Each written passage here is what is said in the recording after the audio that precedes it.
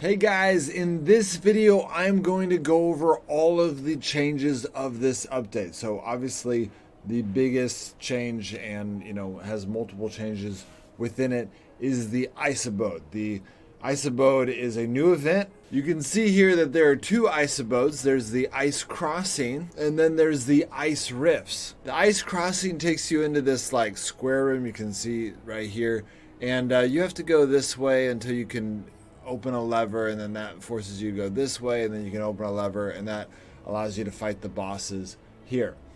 The bosses add a bunch of new mechanics to the game. So not only are we talking about new enemies, new types of enemies, new mechanics to those enemies, but the bosses add a new mechanic. You can stun them, first of all, which most bosses you can never stun. And they heal each other. They heal, and they're tanky, and they do a ton of damage.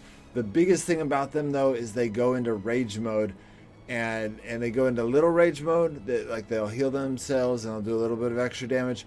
But what really makes them go crazy is if one of them dies, the other one kind of goes crazy. So it is very difficult boss fight. The easy way to do it is just to kill one of them. And then go and purposely have one of your guys die, kind of put all your gear away, come in, make sure your whole team wipes and ends up back at your base, and then come back in and they won't be enraged anymore, and you finish the other one. It's pretty easy. And in the Ice Rift one, you've got this, this witch's stew thing. It's kind of gross, and then you can go open up this area, and then it goes, and the boss is just at the end. It's just more of a clear shot type of thing. You can see here on the mini map that this is the section I was just showing you, and then you kind of go into this little bridge area, and then you open up this door and you've got the two bosses. The bosses are pretty much the exact same in this room as they were in that one, but it still has a little bit of diversity, and it's kind of cool. Each time you do the Ice Abode, or every other time you do the Ice Abode, you're going to get a little bit of variety there. So that's the Ice Abode, and that accounts for over 100 changes to the game.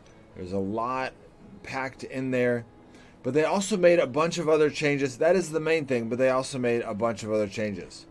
They added the Treasures of the North, which is essentially just a giant's treasure or druids. It's very similar to druids, except it is cold. So you do need to bring dragon ale, otherwise you're gonna die. There are 3 chests, and one of the chests has just as good of loot as the giant's treasure.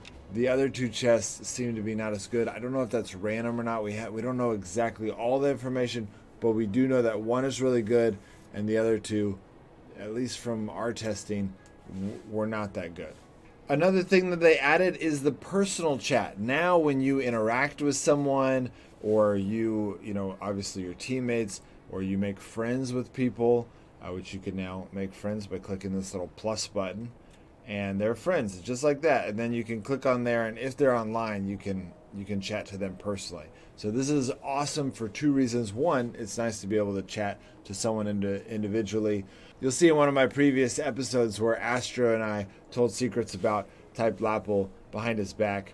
Of course, we knew he was going to watch the episode, but it was still fun nonetheless to be able to talk behind his back. Oh, one thing that I forgot to mention is that in order to get into the Ice Abode, you need to kill giants or the caretakers, and they drop a little ice tag now. That's a new change, and you need 5 of them to get into the Ice Abode. But once you get those 5, doing the Ice Abode will get you 5 more. You never have to go grind for it. They added the Giant Slayer pack into the shop. Basically, you kill giants, you get about 30 influence points. I'm thinking you're gonna have to kill about 40 giants, maybe more. You're gonna have to kill a lot of giants, but then once you do, you can, for $4 or $5, you can get all of that, and so it's pretty good. It's also a lot of work. So they added 9 new workbenches. You can see here my little workers that are in my base. We've got my hunters area, which I need more fuel. What is the fuel? Fuel is food. So as long as you keep your workers fed, they'll continue to produce. So obviously this is not worth it. I put a stack of meat and I got 9 meat. So this is kind of dumb. And unless one of my teammates stole from me. But yeah, you know what? That's really kind of dumb. You're going to pay more food for... Okay, they need to tweak this. They have some... Because actually have this fully upgraded with both of the other workbenches. So this is kind of, in my opinion, not the greatest change. Who cares about getting raw meat? You know, the description says it was supposed to give raw hide, and Hauk is only bringing me raw meat. So I'm disappointed in Hauk. I am less disappointed. What in the world? Why aren't you going? Why aren't you going? That was weird. So it stopped. I don't know why I did that. But, okay, we got it going again. And so my miner, Stoner, or Froud, is bringing stone. And even though you can see over there in the corner, right above my head, that he's stuck, you know, he's still doing fine. And then Vestar is stuck too. Why are you stuck, Vestar?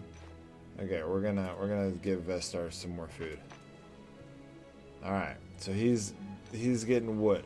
So, I mean, if you have lots of extra food, which I don't know if here's the thing, food 2 updates ago was we had too much food. This would have been a perfect thing to add to the game. But now with the winter zone and how demanding it is to have food to be able to endure the cold, food is quickly becoming scarcer, and wood and stone is not worth it. So honestly, I think that maybe this was a good idea that is already outdated by the time they're implementing it.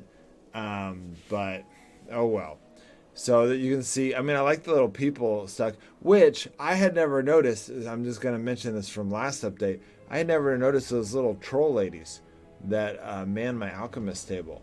And I'm kind of disappointed I don't have any like forge dwarves or something to like man my forge, because you know it feels like if they're going to be little troll ladies on the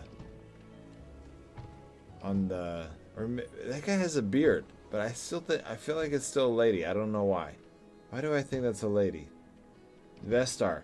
It is a little creepy watching someone walk around in your base. You're like, wait, oh no, I'm being attacked. Oh wait, no, I'm not. You can see in the mini map that they made quite a few changes to like the colors of the green ones. Mean that they are like one of these add-on workbenches thing. They are helping, but they are not. You can't go click on them. The gray ones mean you can actually do something with them. So these are the green ones. Just augment your base. They make things move faster, stuff like that. Another change they made is that when you're loading, you can see there it has like a percentage of how much it's loading. It says it's creating the game world, which is hilarious. It's kind of like Minecraft or something. It's obviously this game, I don't think generates it. Maybe it does. Maybe it generates one of the different options, because there's about 5 or 20 different zone options in each zone, so maybe it's choosing which of those.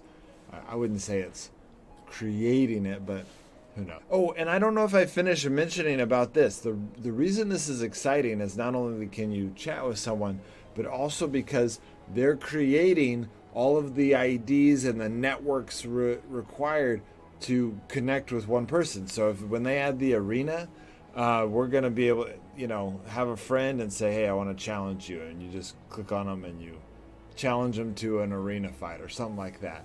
That they need to have all of that display, ways for us to communicate with each other, those different things, before they can ever add that type of awesome PvP options.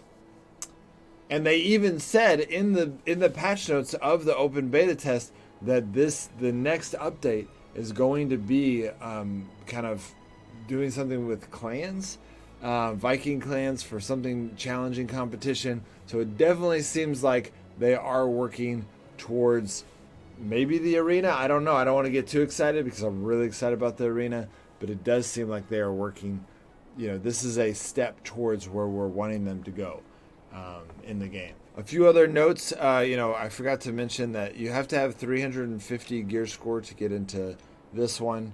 So that's kind of nice. It makes it to where you have to have good gear. And so therefore, when you kill someone, they're going to have some good gear.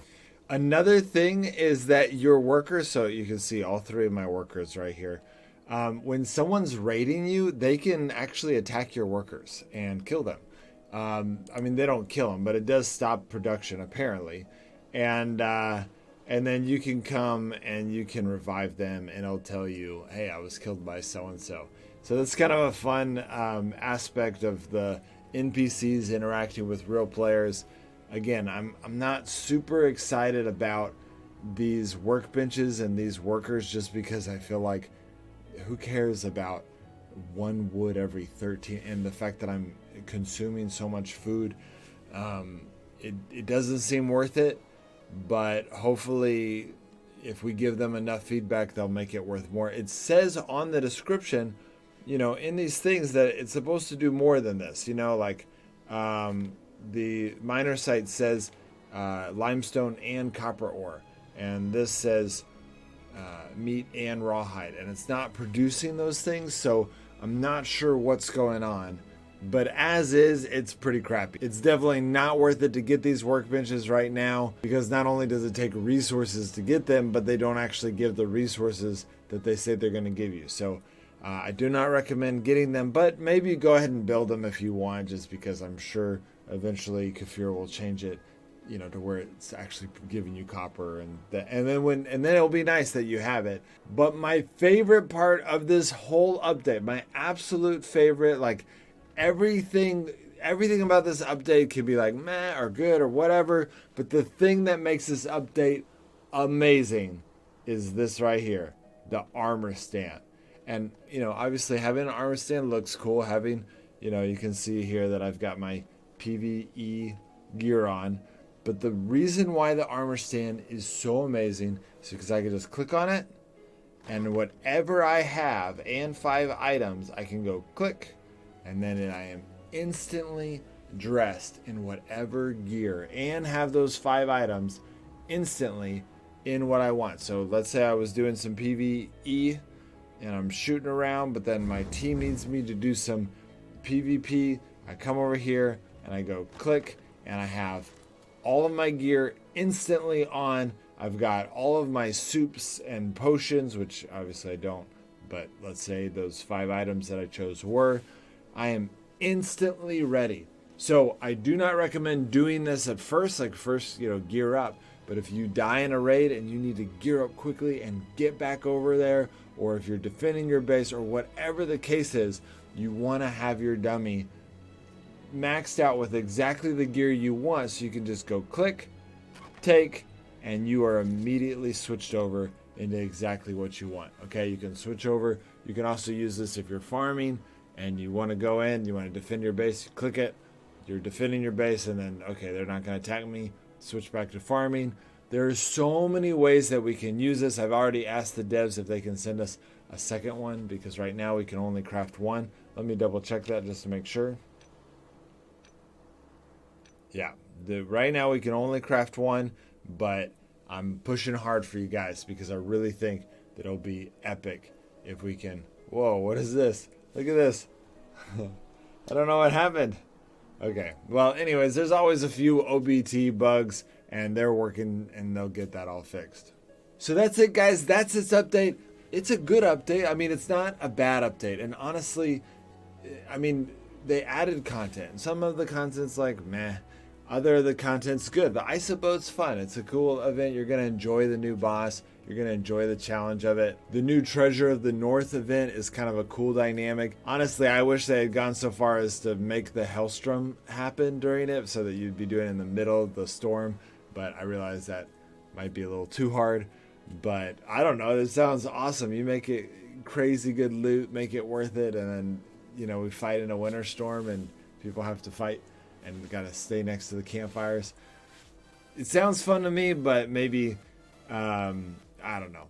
But either way, it's fun to have the dynamic of not only do you have to have good gear, but you also have to have a dragon ale, and there's all kinds of like raiders in there and traps, and so it's kind of a dangerous zone. So it has the best loot out of any of the three. And so every 2 hours, it would, if you have a good team, it would be worth it to go and try to fight for it. But it's also going to cost you more because Dragon Ale is not cheap. But I am curious what you guys think about the update. Let me know in the comments below. You know, we just had a great update. We've just had some really amazing updates. This whole winter zone is so free to play, which is amazing that they're making the game more free to play. I'm excited because I wasn't expecting every update to be amazing. This update is just a good, solid update, but I want to know your guys' opinion. Also, if you found any hidden changes that I missed, please put it in a comment and we'll add it and maybe like a pinned comment so that everyone else can see it. All right, guys, I'll see you next time.